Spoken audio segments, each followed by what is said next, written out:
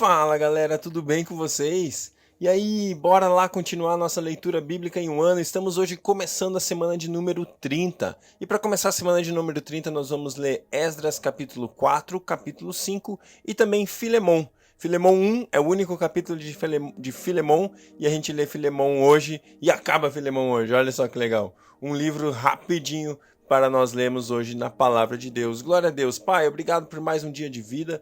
Deus, o seu amor é tão bom por nós, o teu amor é tão grande. Louvado seja o Senhor, Pai. Bendito seja o teu nome. Deus, obrigado pela vida. Obrigado, Deus, porque, Deus, nós podemos contar contigo. O Senhor é o nosso Deus. O Senhor é Deus presente. O Senhor é Deus fiel. O Senhor é Deus que fala. O Senhor é Deus que ouve. O Senhor é um Deus que se move em direção aos seus filhos. O Senhor nos faz filhos. O Senhor nos faz aceitos. O Senhor nos faz semelhantes a Jesus através daquilo que Ele fez na cruz, Deus. Deus, obrigado. Deus, eu te louvo, eu te agradeço pela sua graça, pela sua fidelidade. Deus, eu te agradeço porque nada, Deus, sai do seu controle, nada sai do seu domínio, nada sai, Deus, das suas mãos. Deus, apesar de às vezes tudo pode parecer caindo ao nosso redor, caindo diante de nós, mas Deus, o Senhor se mantém.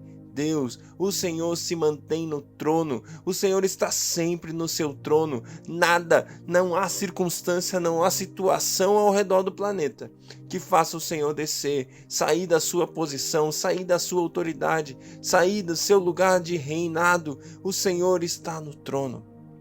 E Deus, se o Senhor está no trono e eu sou seu filho, eu sou seu filho amado, Deus, o seu preferido, Deus, tudo vai bem comigo. O Rei está no trono.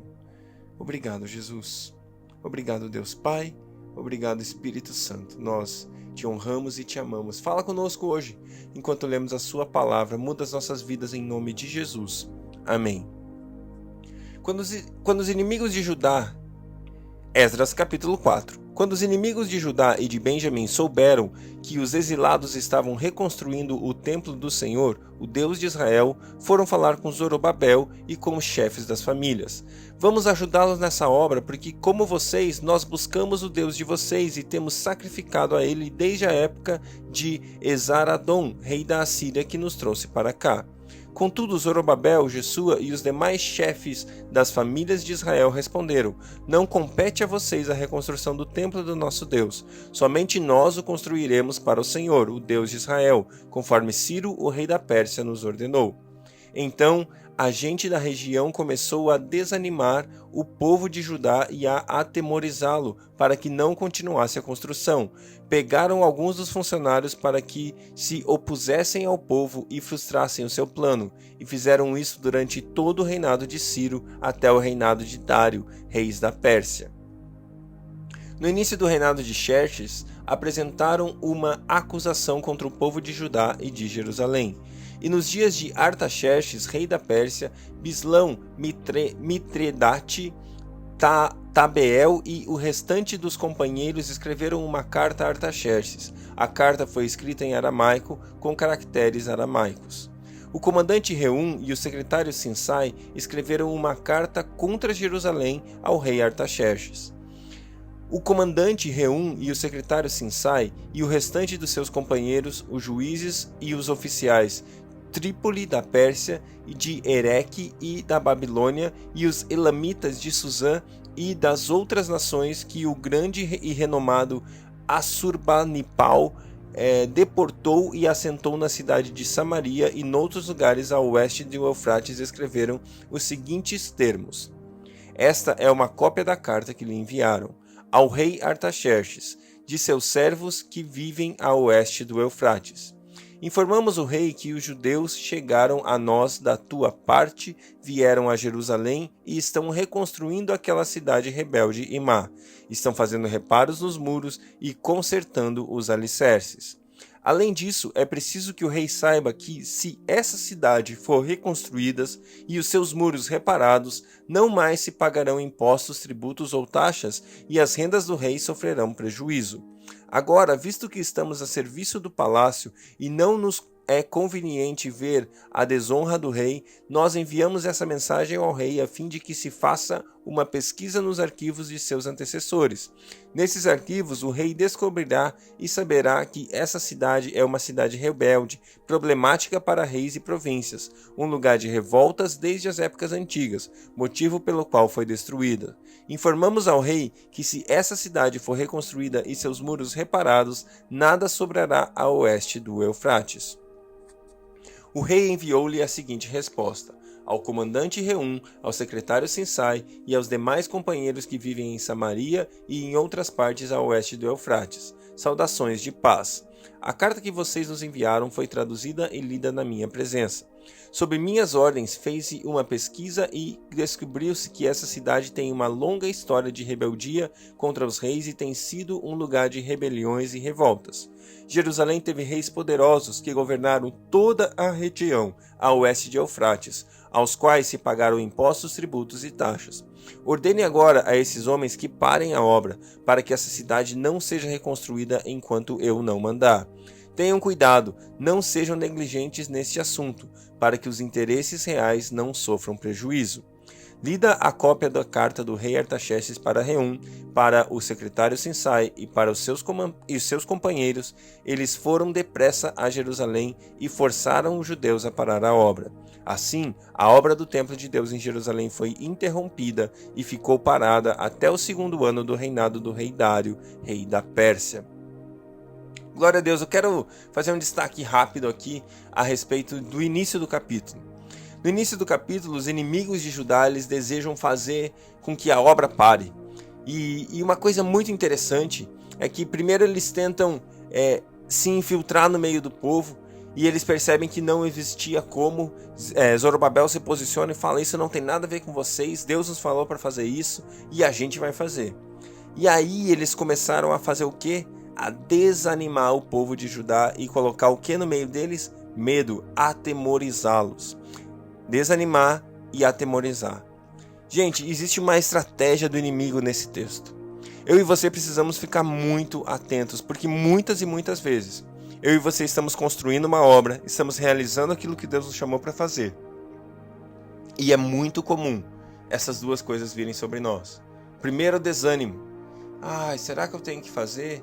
Será que foi Deus mesmo que mandou? Será que eu devo me mover em direção a X, a Y, a Z? Será que eu devo andar em direção àquilo que Deus tem para mim? Será que eu estou desanimado, eu não quero fazer, eu não vou fazer, eu não devo me posicionar. Hoje eu estou com preguiça, hoje eu não quero. E depois vem o medo. Vem o medo de você não ser capaz, o medo de você não conseguir, o medo de você achar que você vai chegar, vai fazer e não vai dar certo, não vai chegar no final. São duas maneiras que o inimigo constantemente age contra mim e contra você para que a gente não conclua aquilo que nós começamos, para que a gente não vá até o final naquilo que Deus mandou a gente fazer. E eu tô aqui hoje colocando isso diante dos teus olhos para que você fique atento. É necessário que eu e você nos posicionemos e saibamos que a gente serve a um Deus que é fiel, serve a um Deus que vai até o fim, serve a um Deus que é fiel para concluir a obra que começou em você, que começou em mim. E por isso eu e você devemos, na hora da angústia, na hora do desânimo, na hora do medo, nós devemos nos posicionar e avançar e continuar fazendo aquilo que Deus tem para mim e para você. Esdras capítulo 5. Ora, o profeta Ageu e o profeta Zacarias, descendente de Ido, profetizaram aos judeus de Judá e de Jerusalém em nome do Deus de Israel que estava sobre eles. Então Zorobabel, filho de Sealtiel, e Jesua, filho de Josadaque, começaram a reconstruir o templo de Deus em Jerusalém. E os profetas de Deus estavam com eles e os ajudaram. Tatenai, governador do território a oeste de Eufrates, Setar-Bozenai e os seus companheiros foram logo perguntar a eles: quem os autorizou a reconstruir este templo e estes muros? E como se chamam os homens que estão construindo este edifício? Mas os olhos do seu Deus estavam sobre os líderes dos judeus, e eles não foram impedidos de trabalhar até que um relatório fosse enviado a Dário, e dele se recebesse uma ordem oficial a respeito do assunto. Esta é uma cópia da carta que Tatenai, governador do território situado a oeste do Eufrates, Setar-Bozenai e seus companheiros e oficiais a oeste do Eufrates enviaram ao rei Dário. O relatório que lhe enviaram dizia o seguinte: ao rei Dário, paz e prosperidade. Informamos ao rei que fomos à província de Judá, ao templo do grande Deus. O povo está reconstruindo com grandes pedras, e já estão fixando as vigas de madeira nas paredes. A obra está sendo executada com diligência e apresentando rápido progresso. Então, perguntamos aos líderes quem os autorizou a reconstruir este templo e estes muros. Também perguntamos os nomes dos líderes deles para que os registrássemos para a tua informação. E esta é a resposta que nos deram. Somos servos do Deus dos céus e da terra, e estamos reconstruindo o templo edificado há muitos anos, templo que foi construído e terminado por um grande rei de Israel. Mas visto que nossos antepassados irritaram o Deus dos céus, ele nos entregou nas mãos do Babilônio, Nabucodonosor, rei da Babilônia, que destruiu esse templo e deportou o povo para a Babilônia. Contudo, no seu primeiro ano como rei da Babilônia, o rei Ciro emitiu um decreto ordenando a reconstrução desta casa de Deus. Ele até mesmo tirou do templo da Babilônia os utensílios de ouro e de prata da casa de Deus, os quais Nabucodonosor havia tirado do templo de Jerusalém e levado para o templo da Babilônia. O rei Ciro os confiou a um homem chamado Sesbazar, que ele tinha nomeado governador, e lhe disse: leve esses utensílios, coloque-os no templo de Jerusalém e reconstrua a casa de Deus em seu antigo local. Então Sesbazar veio e lançou os alicerces do templo de Deus em Jerusalém. Desde aquele dia o templo tem estado em construção, mas ainda não foi concluído. Agora, se for do agrado do rei, que se faça uma pesquisa nos arquivos reais da Babilônia para verificar se o rei Ciro de fato emitiu um decreto ordenando a construção da casa de Deus em Jerusalém. Aguardamos do rei a decisão sobre o assunto. Glória a Deus pela sua palavra. Filemão 1. Paulo, prisioneiro de Cristo Jesus e irmão de Timóteo.